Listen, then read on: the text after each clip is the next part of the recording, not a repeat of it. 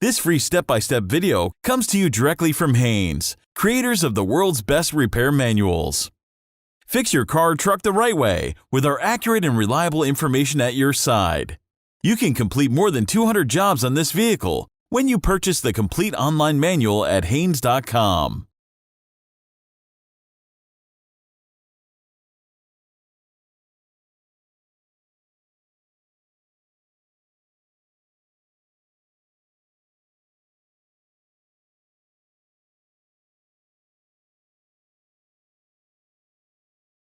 Pull the hood release lever, located on the driver's side kick panel.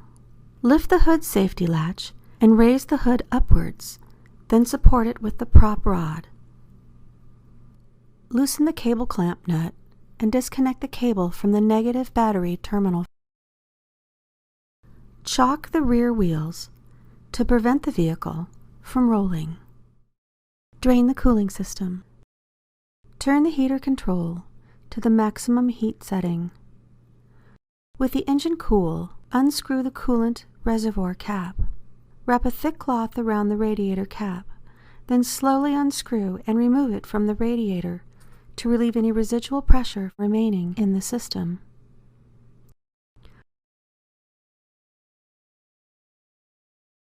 Move a large container under the radiator drain fitting to catch the coolant. The radiator drain plug is located on the right side, lower corner of the radiator. Open the drain fitting until coolant starts flowing from the drain hole. A pair of pliers may be required to turn it.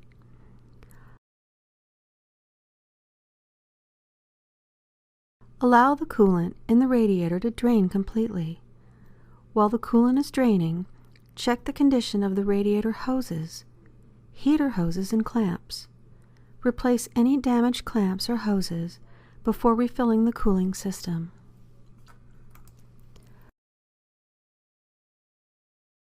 Once the coolant has finished draining, tighten the radiator drain plug securely by hand. Dispose of the used coolant properly. Loosen the right front wheel lug nuts. Then jack up the front of the car and support it on jack stands. Remove the right front wheel. Remove the retaining clips for the lower drive belt splash shield panel, then remove the panel. It may be easiest to remove the drive belt if the power steering fluid reservoir is released from the mounting bracket. Rotate the drive belt tensioner pulley mounting bolt clockwise to release the tension of the drive belt. Hold the tensioner in this position, then slip the belt off the power steering pump pulley. Remove the drive belt from the engine, first noting how the belt is routed among the various pulleys to ensure correct installation of the belt. Remove the power steering pump hose bracket bolt. Remove the power steering pump mounting bolts. Position the power steering pump safely aside, resting it on top of shop rags placed on the intake manifold. There is no need to disconnect any power steering hoses. Remove the tensioner pulley bolt, then remove the pulley.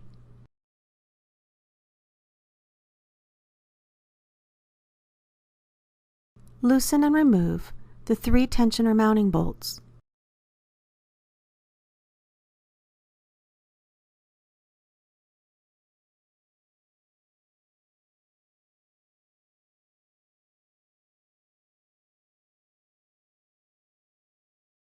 Remove the tensioner.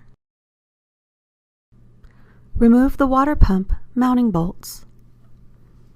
Some of the lower mounting bolts may be easier to access by working from the wheel well and inserting a socket through the holes in the water pump pulley.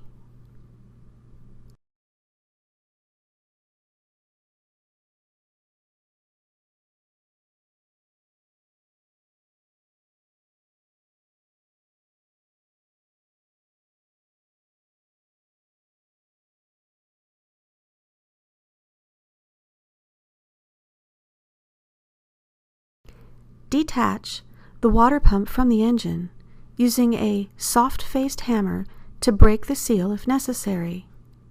Be prepared for some coolant to spill as the seal is broken. Remove all traces of the O-ring from the engine mounting surface and make sure that the matting surfaces on the engine and water pump are completely clean before installing the pump.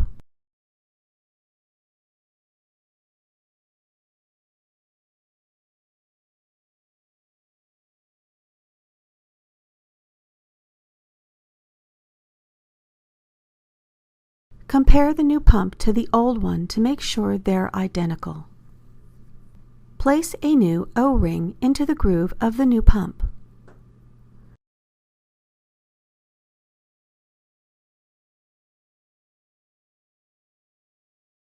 Carefully attach the pump to the engine and thread the mounting bolts finger tight.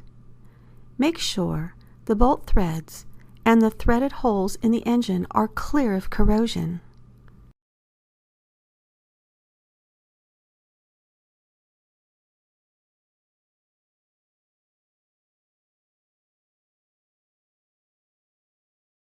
Tighten the water pump bolts in 1/4 turn increments in a crisscross pattern from bolt to bolt until the bolts reach the specified torque setting. Don't over-tighten the bolts or the pump may become distorted and leak.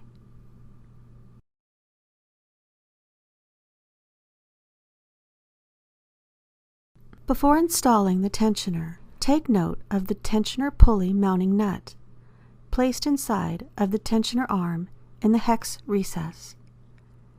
This nut may tend to fall out on installation. Be prepared to hold the nut in place and prevent cross-threading of the pulley mounting bolt when installing. Install the tensioner and mounting bolts.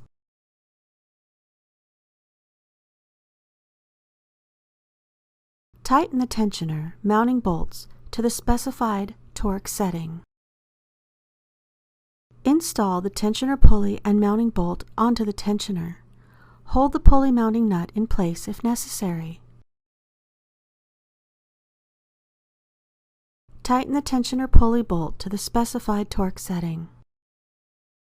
Install the power steering pump onto the tensioner mounting bracket. Tighten the power steering pump mounting bolts to the specified torque setting. Install the power steering pump hose bracket and bolt. Tighten the bolt securely. Install the drive belt, loosely routing it over the various pulleys in the correct order, as noted before removal. Rotate the drive belt tensioner and slip the belt onto the tensioner pulley and power steering pump pulley. Make sure that the belt is fitted correctly. Slowly release the tensioner, applying tension to the belt. Install the lower splash shield panel and retaining clips.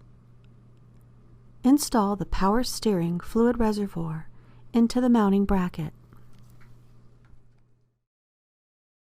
Refill the cooling system. Fill the cooling system with the proper type and mixture of antifreeze up to the base of the radiator filler neck.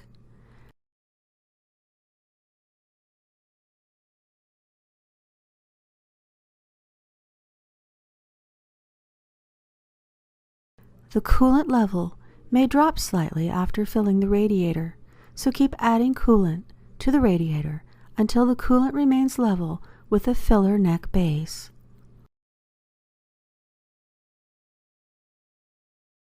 Loosely install the radiator cap. Connect the negative cable to the negative terminal of the battery. Tighten the nuts securely. Start the engine and run at approximately 1500 RPM until the radiator fan comes on 2 times. Feel the upper radiator hose. It should be warm, indicating the thermostat has opened. Turn off the engine and let it cool down. Slowly remove the radiator cap and recheck the coolant level, adding more as necessary to bring the level up to the base of the filler neck. Fully install the radiator cap. Fill the coolant reservoir with the coolant until the level reaches slightly above the minimum mark.